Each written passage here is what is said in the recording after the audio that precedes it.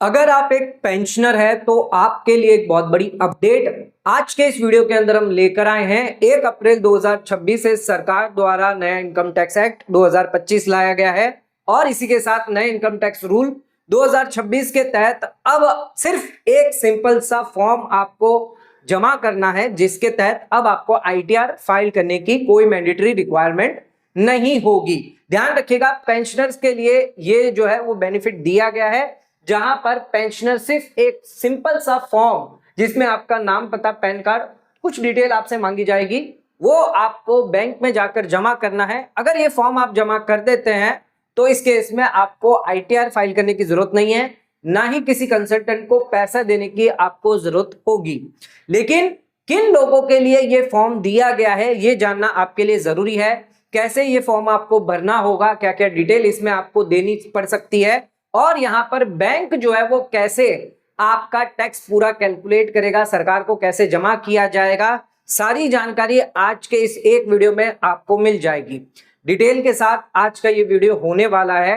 Video बहुत ही important है तो वीडियो को एंड तक जरूर देखें। चैनल पर नए हैं तो सब्सक्राइब करें और बेल आइकन पर नोटिफिकेशन पे क्लिक करें ताकि आपको आने वाले सभी नोटिफिकेशन रिगार्डिंग हमारे वीडियो से रेगुलरली मिलते रहें। दोस्तों, कई लोग वीडियो देख रहे हैं लेकिन लाइक नहीं कर रहे हैं, ना ही सब्सक्राइब कर रहे हैं, ना ही वीडियो को शेयर कर रहे हैं। तो प्लीज निवेदन है आपसे, लाइक जरूर करें, सब्सक्राइब भी करें और शेयर भी जरूर करें। कोई सवाल है, कोई डाउट है तो कमेंट करके आप हमसे पूछ सकते हैं। तो आइए जानते हैं पेंशनर के लिए वो कौन सा एक फॉर्म है जिसे अगर आप जमा करते हैं तो आपको आईटीआर जो है वो नहीं भरनी होगी। सबसे पहले ये जानेंगे कि आईटीआर भरनी मैंडेटरी किसको होती है, कंपलसरी किसको होती है, कि जिनको भरनी ही पड़ेगी, जिनको कोई एग्जम्पशन सरकार नहीं देती है। ध्यान रखिएगा, यहां पर मैंडेटरी आईटीआर फाइलिंग 2026 की बात हो रही है। मान लीजिए आपकी सैलरी है, पेंशन है, बिजनेस है, प्रोफेशन है, रेंट इनकम है, हाउस प्रॉपर्टी से कैपिटल गेन इनकम हो सकती है, अगर आपने कोई प्रॉपर्टी बेची है, शेयर मार्केट की इनकम या फिर ब्याज की इनकम हो सकती है। तो यहां पर आपकी जितनी भी टोटल इनकम है, ये जो टोटल इनकम मैं आपको यहां पर बता रहा हूं, इसके अलावा भी जो भी आपकी इनकम है, टोटल इनकम अगर आपकी 4 लाख से ज्यादा हुई तो उस केस में आपको मैंडेटरी आईटीआर फाइल करना जरूरी हो जाएगा। 4 लाख से कम होने पर आपको आईटीआर जो है वो मैंडेटरी फाइल नहीं करनी है, आप चाहें तो वॉलंटरली फाइल कर सकते हैं। अच्छा, न्यू रिजिम के अंदर ये 4 लाख की लिमिट दी गई है, लेकिन 2.5 लाख अगर आप नॉन सीनियर सिटीजन है, 3 लाख अगर आप सीनियर सिटीजन है और सुपर सीनियर सिटीजन 80 से ज्यादा है तो इसके इसमें आपको यहां पर मैंडेटरी यानी रिक्वायरमेंट रहती है। ये आपकी बेसिक एग्जम्पशन लिमिट है, इससे ऊपर इनकम गई तो आपको आईटीआर फाइल करना है। कंपनी, फर्म, एलएलपी, इन लोगों के लिए मैंडेटरी रिक्वायरमेंट होती है। अच्छा, ये जो पॉइंट है, बाकी के जो पॉइंट है जहां पर अगर आपकी इनकम 4 लाख से कम भी हुई तो भी आपको आईटीआर फाइल करना जरूरी हो जाता है। जैसे कि सेविंग अकाउंट है, जहां पर अगर आपने 50 लाख से ज्यादा जमा कर दिया, करंट अकाउंट अगर आपके पास है 1 करोड़ रुपए से ज्यादा जमा किया है, फॉरेन ट्रैवल अगर आप करते हैं 2 लाख रुपए से ज्यादा आपने खर्च किया है, इलेक्ट्रिसिटी बिल का पेमेंट आपने 1 लाख रुपए से ज्यादा किया है, बिजनेस, प्रोफेशन 60 लाख से ज्यादा का टर्नओवर है बिजनेस के केस में, प्रोफेशन के केस में 10 लाख से ज्यादा का टर्नओवर है, टीडीएस, टीसीएस कंबाइंड अगर देखें तो 25,000 नॉन सीनियर सिटीजन के लिए और 50,000 सीनियर सिटीजन के लिए होता है। इससे ज्यादा अगर आपका टीडीएस, टीसीएस कटा है तो उस केस में आईटीआर फाइल करना आपके लिए मैंडेटरी हो जाता है।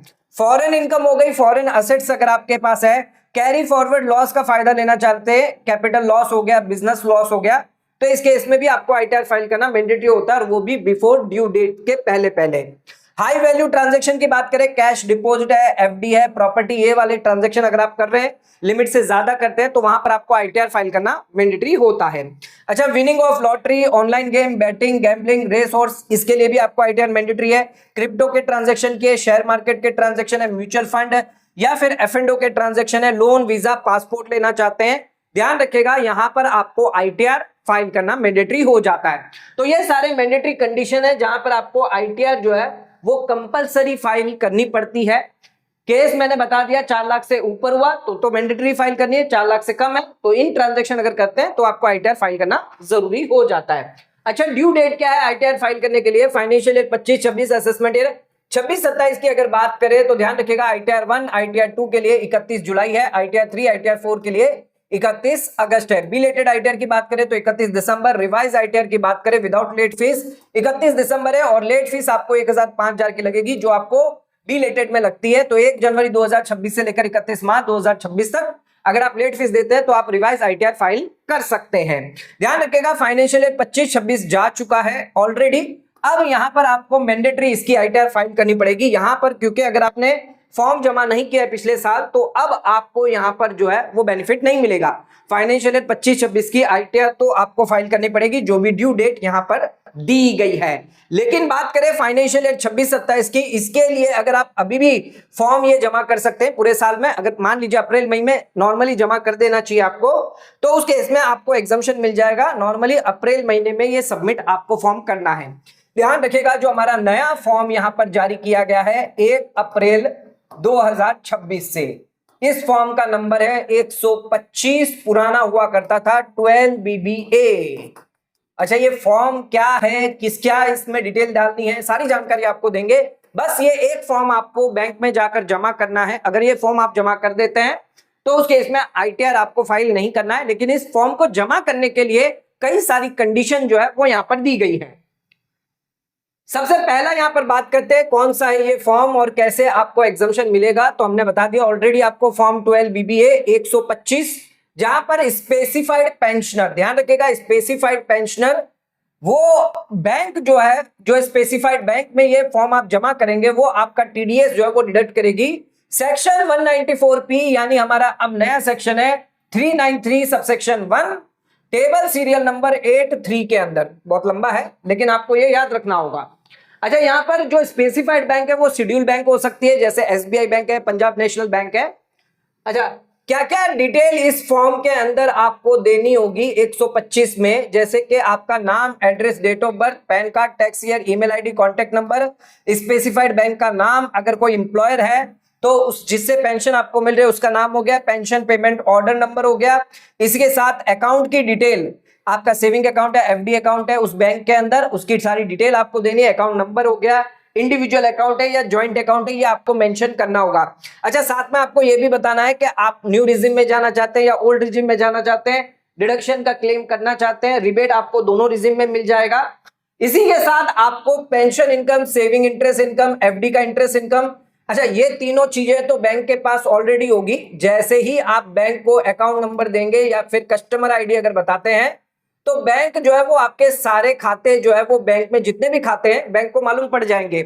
उसके बाद बैंक क्या करेगा, आपकी पेंशन इनकम पूरे साल की देख लेगा, सेविंग इंटरेस्ट, एफडी इंटरेस्ट देख लेगा। अच्छा, डिडक्शन जो होंगे वो आपको प्रूफ देने हैं। अगर आप ओल्ड रिजिम में जाते हैं, एफडी रिसिप्ट हो गई, एलआईसी प्रीमियम हो गया, मेडिकल की अगर कोई रिसिप्ट है या फिर एटीडीटी बी इंटरेस्ट है तो इसकी रिगार्डिंग डिटेल आपको देनी पड़ सकती है।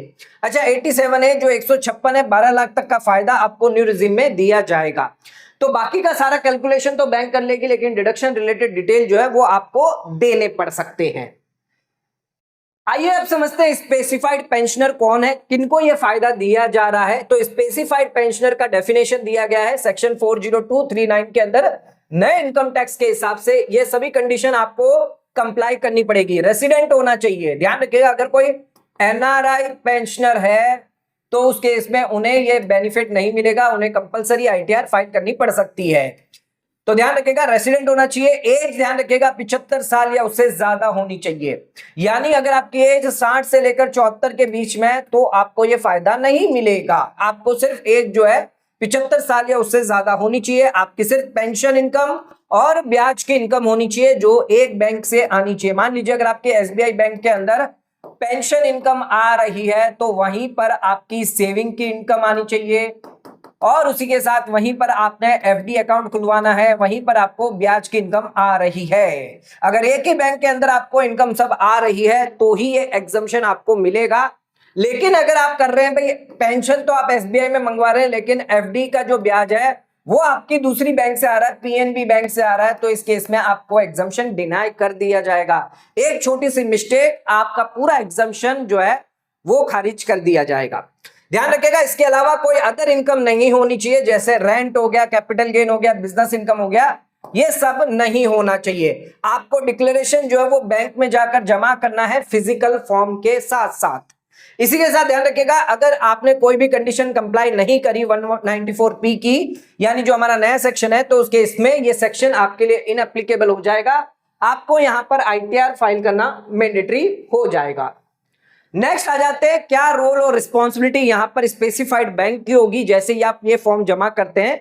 तो ध्यान रखिएगा, जैसे स्पेसिफाइड बैंक को आपने फॉर्म 125 जमा कर दिया, जिसके बाद वो आपकी टोटल इनकम कैलकुलेट करने में लग जाएंगे, जैसे आपकी पेंशन, एफडी, सेविंग, इंटरेस्ट, जितने भी आपके खाते हैं सारी आपकी इनकम देखी जाएगी, जिसमें अगर आपने कोई डिडक्शन का अगर प्रूफ दिया है तो वो भी कंसिडर किया जाएगा, रिबेट भी कंसिडर किया जाएगा। आपकी प्रॉपर टैक्स स्लैब जो भी आपने बताई, आप न्यू में जाना चाहते हैं, ओल्ड में जाना चाहते हैं, उसके हिसाब से प्रॉपर टैक्स लायबिलिटी निकाली जाएगी, टीडीएस डिडक्ट किया जाएगा, जो भी रेट एप्लीकेबल होगी, 5% हो सकती है, 10% हो सकती है, 15%, जो भी रेट आप पे एप्लीकेबल होगी स्लैब रेट के हिसाब से, उसके हिसाब से टीडीएस डिडक्ट किया जाएगा और फिर यहां पर जो टैक्स है वो सरकार को जमा कर दिया जाएगा। टैक्स जमा करने के बाद जो टीडीएस सर्टिफिकेट है वो आपको उनसे लेना है, जो है फॉर्म 16 के अंदर यानी 130 में। यह टीडीएस सर्टिफिकेट आपको लंबे समय तक रखना पड़ सकता है, क्योंकि कभी भी इनकम टैक्स डिपार्टमेंट की इंक्वायरी आएगी कि आपने रिटर्न नहीं भरा है तो आपको यह फॉर्म जमा करवाना है।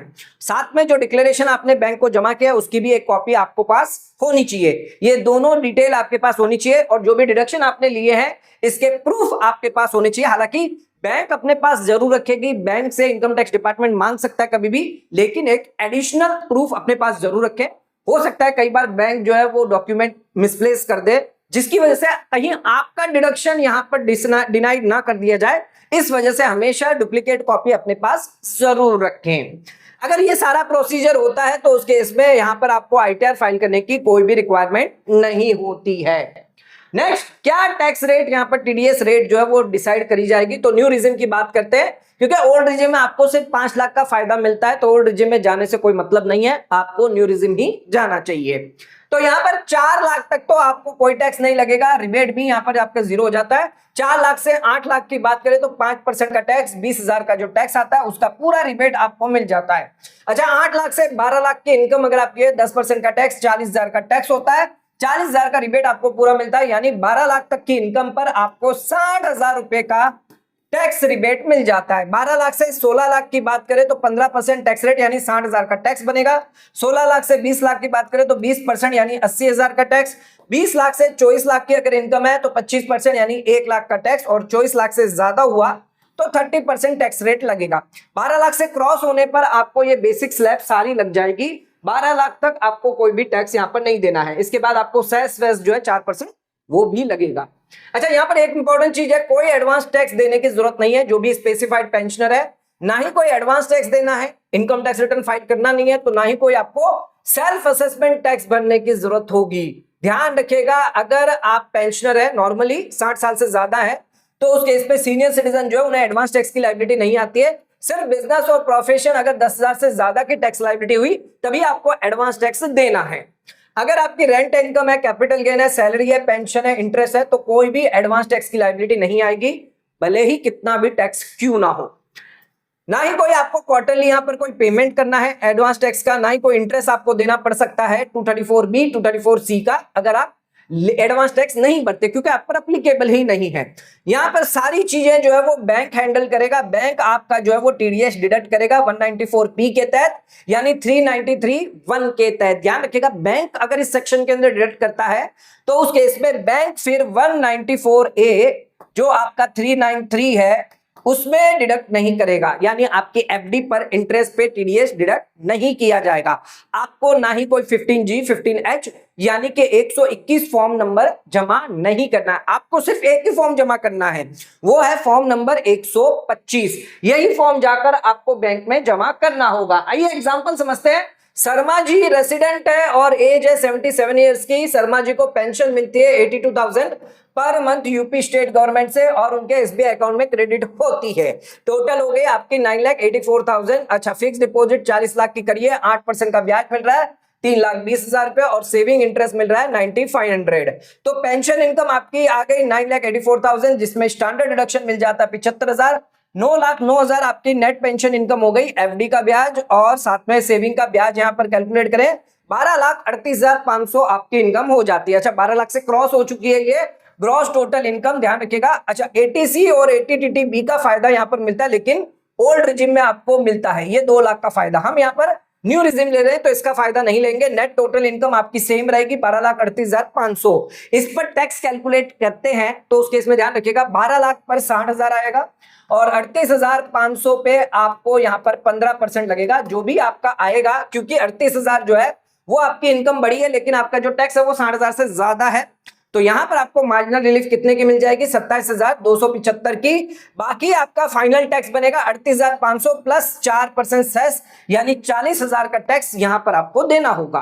तो ध्यान रखिएगा ये जो टैक्स है आपको बैंक जो है वो आपके बैंक अकाउंट से ही काट लेगी और सरकार को जमा कर देगी। तो ध्यान रखिएगा आपके खाते में से डिडक्ट होकर सरकार को जमा कर दिया जाएगा, जिसके बाद बैंक जो है या बैंक का जो भी चार्टर्ड अकाउंटेंट है या कंसल्टेंट है वो रिटर्न भरेंगे, टीडीएस रिटर्न, और उस रिटर्न के अंदर आपका जो टैक्स है सरकार को जमा कर दिया जाएगा, प्रॉपर रिटर्न भर दिया जाएगा, जिसके बाद टीडीएस सर्टिफिकेट जो है वो आपको जारी कर दिया जाएगा। ये प्रोसेस अगर हो जाता है तो इस केस में फिर आपको आईटीआर बनने की कोई रिक्वायरमेंट नहीं है। अच्छा, इस सेक्शन का ड्रॉबैक क्या है, लिमिटेशन क्या है, डिसएडवांटेजेस क्या है वो समझ लीजिएगा। यह सेक्शन उन पेंशनर्स के लिए नहीं है जिनकी एज 75 साल से कम है, 60 से लेकर 74 की एज है, तो उस केस में आपको ये बेनिफिट नहीं मिलेगा, आपको आईटीआर फाइल करनी पड़ सकती है। इसके अलावा अगर आपकी अदर इनकम होती है, rent, capital gain, business, profession, share market, property based, future and option, तो उस केस में ये एग्जम्पशन नहीं मिलेगा। अच्छा, आपकी इंटरेस्ट इनकम अगर किसी अदर बैंक से आ रही है, एनबीएफसी, पोस्ट ऑफिस या बॉन्ड से आ रही है, तो भी आप एलिजिबल नहीं रहेंगे। ध्यान रखिएगा यहाँ पर स्पेसिफाइड बैंक जो है, जो गवर्नमेंट बैंक होती है, शेड्यूल बैंक है, उन्हीं के अंदर आपको यहाँ पर अकाउंट होना चाहिए, तो ही आपको एग्जम्पशन मिलेगा। अच्छा, टीडीएस का रिफंड आप कभी भी वापस नहीं ले पाएंगे अगर आपका ज्यादा टीडीएस कट गया, क्योंकि यहां पर आईटीआर फाइल नहीं कर रहे तो कोई टीडीएस का रिफंड आप नहीं ले पाएंगे। या फिर कोई और सेक्शन में टीडीएस अगर आपका काट दिया गया, जैसे मान लीजिए बैंक ने गलती से 194A में काट दिया, तो एफडी का इंटरेस्ट अगर काट दिया है तो उस केस में आपको आईटीआर फाइल करनी पड़ेगी, आपका एडजस्ट नहीं होगा। यहां पर आपका जो टीडीएस है वो आपकी टैक्स लायबिलिटी के सामने एडजस्ट नहीं होगा, ये ध्यान रखिएगा। इसके अलावा ना ही कोई कैरी फॉरवर्ड लॉसेस जो है वो आपको यहां पर बेनिफिट मिलेंगे। अच्छा, टैक्स ऑडिट लायबल होगी, अगर नोटिस आता है तो आईटीआर फाइल करनी पड़ सकती है। इंपॉर्टेंट चीज है, रिवाइज आईटीआर आप कभी भी फाइल नहीं कर पाएंगे। आप चाहते हैं अपनी इनकम को सुधारना या टीडीएस क्लेम करना या टीडीएस कम करवाना, ज्यादा करवाना, तो उस केस में आप रिवाइज आईटीआर नहीं फाइल कर पाएंगे, क्योंकि आपने ऑलरेडी रिटर्न फाइल करी ही नहीं है। अच्छा, ये है हमारा फॉर्म 125, फॉर्म को अच्छे से समझ लें। फॉर्म 125 रूल है 208, डिक्लेरेशन यहां पर देना है स्पेसिफाइड सीनियर सिटीजन जो हमारे पेंशनर है, सेक्शन 393 आ गया। अच्छा, डिटेल यहां पर क्या क्या आपको देनी है, नाम आ गया, एड्रेस आ गया, पैन नंबर आ गया, डेट ऑफ बर्थ आ गई। अच्छा, यहां पर टैक्स ईयर है, फाइनेंशियल ईयर हटा दिया गया है, तो टैक्स ईयर है 2026 और 27 आपको लिखना होगा। अच्छा, ईमेल आईडी, कांटेक्ट नंबर, जो कोड है इंडिया का वो लिख दीजिएगा, अपना नंबर लिख दीजिएगा। स्पेसिफाइड बैंक का नाम, अगर समझ लीजिए एसबीआई बैंक में है तो एसबीआई बैंक का नाम आ जाएगा। Name of employer, pension drawn, तो अगर आपके पास नाम है जहां से आपको पेंशन मिली है उसका नाम आ जाएगा। पेंशन पेमेंट ऑर्डर अगर है तो ठीक है, नहीं तो यहां पर आप एनए नॉट एप्लीकेबल कर सकते हैं। अच्छा, अकाउंट जो है तो अकाउंट नंबर आ जाएगा, यहाँ पर जो भी सेविंग अकाउंट है, जो भी आपका एफडी अकाउंट नंबर है वो आपको देना है। इंडिविजुअल है, ज्वाइंट अकाउंट है, ये आपको बताना होगा। अच्छा, ध्यान रखिएगा ज्वाइंट अकाउंट भी हुआ तो भी आपको ये फायदा मिलेगा, एग्जम्पशन का बेनिफिट आपको मिलेगा। अच्छा, लास्ट इंपॉर्टेंट है, यहाँ पर न्यू रिजिम आप ऑप्ट आउट करना चाहते हैं, नहीं करना चाहते। अगर करना चाहते हैं, ओल्ड रिजिम में जाना चाहते हैं तो यस करेंगे, अगर आप न्यू रिजिम में रहना चाहते हैं तो नो करेंगे। ज्यादातर लोगों को नो ही करना है, क्योंकि वहां पर 12 लाख का फायदा आपको मिलेगा। डिक्लेरेशन यहां पर आपको दे देना है, डेट प्लेस के साथ, सिग्नेचर के साथ, आपका नाम, आपका पैन नंबर यहां पर आ जाएगा। अच्छा, इसमें 2-3 पॉइंट नोट और दिए हैं। टैक्स ईयर यहां पर बता दिया गया है, जिस साल के लिए हमने ऑलरेडी 26-27 हो गया आपका। अच्छा, अगर आप न्यू रिजिम में जाते हैं तो वहां पर डिडक्शन, रिबेट आपको मिलेंगे। डिडक्शन जो अलाउेबल है वही मिलते हैं नॉर्मली, इस केस में आपको कोई भी डिडक्शन नहीं मिलेगा। ओल्ड रिजिम में आपको सारे डिडक्शन मिल जाएंगे। अच्छा, अगर कोई इंडिविजुअल है तो यहाँ पर आपका नाम जो होगा वो पैन के हिसाब से होगा, फर्स्ट नेम, सेकंड नेम और थर्ड नेम, मिडिल नेम। तो ये तीनों नाम आपको प्रॉपर, लास्ट नेम हो गया, मिडिल नेम हो गया, फर्स्ट नेम हो गया, प्रॉपर आपको लिखना है, कोई भी इनिशियल या एब्रिवेशन यूज नहीं करना है। और एड्रेस जो है वो पूरा का पूरा आपको लिखना होगा। बस ये एक फॉर्म जमा करना है आपको बैंक में जाकर, बेसिक सी डिटेल है, और आपको जो भी डिडक्शन अगर क्लेम करना है उसकी डिटेल देनी है। तो इस केस में आपको ना ITR फाइल करनी है, ना ही कोई अदर सेक्शन के अंदर आपका TDS काटा जाएगा। तो ये बहुत ही बढ़िया फायदा बेनिफिट जो है वो दिया गया है, सरकार द्वारा एग्जम्पशन दिया गया है कि अब पेंशनर को यहां पर कोई भी इनकम टैक्स रिटर्न फाइल नहीं करनी पड़ेगी। तो दोस्तों आज का वीडियो अगर आपको पसंद आया तो वीडियो को लाइक शेयर सब्सक्राइब करना ना भूलें, वीडियो को ज्यादा से ज्यादा शेयर करें ताकि और लोगों तक इसकी नॉलेज पहुंच सके। आज का वीडियो समाप्त करते हैं, धन्यवाद।